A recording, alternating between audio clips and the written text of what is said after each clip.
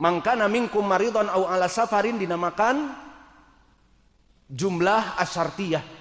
Maka barang siapa di antara kalian masuk kepadanya bulan Ramadan dan kalian dalam keadaan maridon, dalam keadaan sakit, au ala safarin, atau kalian safar, misalnya dari Kendari nanti pulang ke Darmasraya dalam keadaan safar misalnya, dan safarnya melelahkan, misalnya seperti di zaman dulu safar dari Makkah ke Madinah dengan menggunakan unta ataupun kuda, maka melelahkan dan panas mentari membuat dehydration, butuh kepada minum. Maka di sini barang siapa yang keadaannya seperti dua tadi, dalam keadaan sakit ataupun dalam keadaan ala safarin, dalam keadaan safar yang melelahkan, maka dari rahmat Allah fa'iddatun min ayamin ukhor. Maka fa di sini adalah fa ar-rabithah dari segi i'rab. Man syartiyah tadi, mangkana minkum maridon, barang siapa, di sini adalah adawatu syarat, maka dia menjazmkan dari fiil mangkana minkum maridon, maka ada jawab syarat.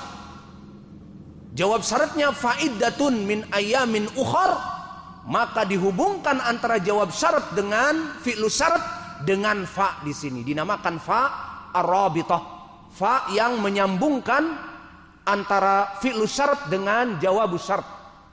Maka fa'iddatun, iddatun di sini kenapa dia marfu? Apa i'rabnya fa'iddatun min ayamin ukhar? Maka iddatun di sini harus diketahui, barakallahu fikum, dari segi ilmu usul, kalimat fa'iddatun min ayamin ukhar maknanya wajib bagi yang berbuka dikarenakan sakit ataupun safar yang melelahkan untuk membayar qada di hari yang lainnya. Bagi permasalahan mana wajah pendalilan harus membayar qada, hukumnya wajib. Di siang Ramadan dalam keadaan sakit 5 hari, maka boleh makan dan minum sehingga badannya sehat. Kemudian setelah itu berpuasa melanjutkan 1 bulan. Nah, hutang 5 ini fa'iddatun min ayamin ukhar, harus diganti di hari yang lain selain dari Ramadan itu. Masuk kepada bulan Syawal, dibayar setelah melaksanakan sita Syawal, maka dibayar qada misalnya, ataupun masuk kepada bulan Dzulhijjah, Dzulqa'dah, Rajab, dan di Sya'ban juga tidak apa-apa, yang jelas 5 ini harus diganti. Maka di sini mana pendalilan 5 ini harus diganti sebagai kewajiban? Kalimat fa'iddatun. Maka iddatun di sini marfu karena mubtada yang muakhar, dan mubtada hukumnya marfu. Lalu mana khobarnya? Mahdhuf takdiruhu fa'alaihi iddatun. Maka kalimat alaihi wajib bagi dia. Itu dari segi ilmu usul dan dari segi ilmu lughatil arabiyah dari i'rab. Maka asal dari kalimat fa'iddatun min ayamin ukhar, dihapuskan fa'alaihi iddatun min ayamin ukhar, itu asalnya, maka dihapuskan fa'alaihi menjadi langsung fa'iddatun min ayamin ukhar, namun takdirnya fa'alaihi iddatun min ayamin ukhar. Maknanya maka wajib bagi dia di saat bulan puasa makan karena sakit atau makan dan minum karena safar yang melelahkan, wajib dibayar di hari yang lain. Maka di sini yang menjadi pendalilan bagi kita dari rahmat Allah, bolehkah kita tidak berpuasa di bulan Ramadan? Jawabnya boleh. Namun siapa yang diperbolehkan? Hum ahlul a'dar, mereka orang-orang yang diberi udzur. Siapa? Di Al-Quran ini 2 jenis manusia, baik laki-laki ataupun perempuan. Siapa? Maridon au ala safarin, orang yang sakit ataupun orang yang safar yang melelahkan. Dari tadi saya menyebutkan safar dengan takkid melelahkan, karena jika safar dan tidak melelahkan maka tidak apa-apa untuk melanjutkan puasanya. Namun jika melelahkan seperti safar yang melelahkan, di zaman dulu ma'ruf menggunakan unta, atau di zaman sekarang misalnya safar menggunakan perahu ke Darmasraya. Maka menyeberangi sekitar berhari-hari, kemudian merasakan haus, dehydration. Kemudian merasakan lelah karena di kapal yang bergoyang-goyang. Maka kemudian berbuka, maka tidak apa-apa. Al-muhim, ini yang diberikan rukhsah oleh Allah Jalla wa'ala. Maka selain dari itu, selain dari perempuan yang hamil juga, yang takut atas janin, dan banyak dari ahlul a'dar selain ini, orang-orang tua yang jompo juga, yang mana dia sehat masuk Ramadan tetapi lemah badannya, tidak mampu untuk berpuasa. Atau mereka orang-orang yang mempunyai penyakit seperti penyakit gastritis, yang mana gastritis adalah asam lambung yang meningkat di saat tidak masuk kepada lambung, maka mengeluarkan secara otomatis gastritis, asam lambung, yang mana menyebabkan pusing, menyebabkan mual dan muntah. Maka misalnya dia diberikan fatwa oleh para ulama berhubungan dengan dokter juga, maka bapak tidak bisa berpuasa. Karena kalau lebih dari 3 jam atau 6 jam lambung kosong akan mengeluarkan asam lambung gastritis, maka bapak akan lebih sakit dan bisa jadi diopname. Maka tidak boleh berpuasa. Itu ashabul a'dzar. Orang-orang yang masuk kepada ayat ini dan kepada perkara-perkara yang lain yang luas pembahasan puasa ini. Yang jelas di sini tidak diizinkan kepada mereka para tukang yang membangun rumah, kemudian tidak berpuasa dengan alasan saya bekerja keras. Dan tidak diizinkan bagi mereka para nelayan yang memancing ikan di bawah mentari, di atas laut, tidak ada alasan. Dan tidak ada alasan bagi para petani yang bercocok tanam seperti kami di sana panen sawit ataupun menderes karet, melukai pohon karet agar keluar getahnya. Kemudian mereka berkata, kami tidak puasa karena lelah. Tidak ada. Yang ada ashabul a'dar yang kami sebutkan tadi di dalam ayat. Maka inilah dari permasalahan yang tidak diwajibkan. Dan sekarang kita masuk kepada beberapa pendalilan secara detail dari ukubah, al-ukubah asyadidah, ancaman yang keras bagi mereka orang-orang yang tidak berpuasa Ramadan secara sengaja.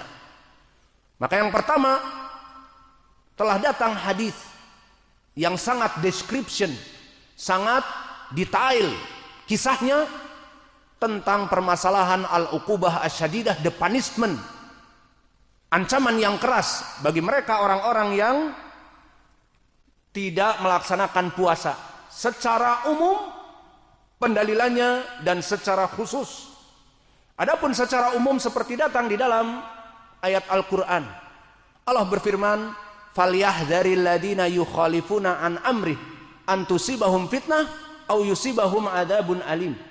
Maka falyahdhar maknanya hati-hati, beware, caution, hati-hati kalian.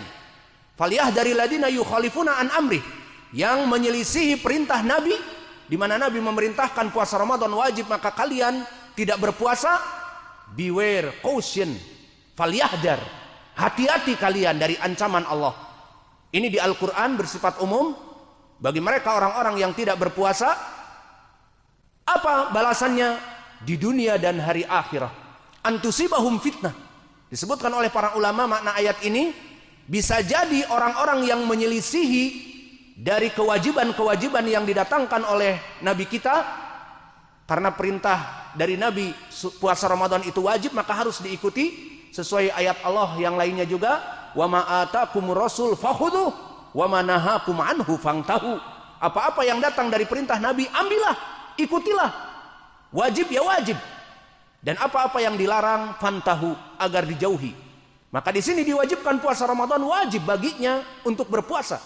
Maka falyahdharil ladina yukhalifuna an amrih. Hati-hati, caution, beware bagi mereka orang-orang yang menyelisihi puasa Ramadan, tidak melaksanakan kewajiban tersebut. Ada 2 perkara. Antusibahum fitnah, didefinisikan, ditafsirkan oleh para ulama, bisa jadi dia itu akan terkena fitnah. Maknanya hatinya dikarenakan selalu melaksanakan penyelisihan syariah, sehingga dia akan cinta kepada kemaksiatan, akan benci kepada sunnah, akan cinta kepada kebid'ahan, akan benci kepada sunnah, bahkan akan cinta kepada kekufuran, kesyirikan, dan benci kepada Islam, sehingga dia masuk kepada kekufuran dan keluar dari keislamannya. Antusibahum fitnah. Maka proses seseorang jika melaksanakan kemaksiatan, kutiba ala qalbihi ran, ditulis pada hatinya titik hitam. Maka di Al-Mutaffifin disebutkan kalla bal rana ala qulubihim, maka tidaklah kecuali ron ala qulubihim, titik-titik yang terus dia bermaksiat kepada Allah itu membuat hati menjadi mati, hitam legam. Maka begitupun di sini. Awas, hati-hati bagi mereka orang-orang yang menyelisihi sunnah, tidak melaksanakan puasa Ramadan sengaja, bisa jadi dituliskan di hatinya nanti kecintaan kepada segala kemaksiatan, membenci sunnah Nabi. Ini di dunia. Au yusibahum adzabun alim ditafsirkan oleh para ulama, dan masuk mungkin di dunia diberikan iqab, seperti di beberapa negeri yang jika berpuasa dengan sengaja ketemu di warung yang ditutup, ataupun di rumah makan yang ditutup, tapi di dalamnya pada makan dari pintu belakang, maka sebagian seperti di Bangladesh, di Pakistan, dipukul oleh seperti satpol dan sebagainya. Maka ini masuk kepada ukubah. Dan contohnya mereka yang berzina, maka dicambuk dan diasingkan 1 tahun jika masih perawan, dan berzina muhson maka dirojam sampai meninggal, atau yang mencuri, korupsi dan sebagainya dipotong tangan. Maka itu juga ukubah. Au yusibahum adzabun alim, diberikan adab yang keras di dunia seperti itu, dan kelak di hari akhirat.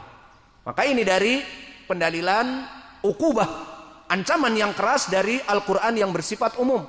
Dan begitu pun di dalam ayat Al-Quran, innal ladina yuhadunallaha wa rasulah ulaika fil adallin. Dan mereka orang-orang yang menyelisih Allah dan Rasulnya, ulaika fil adallin.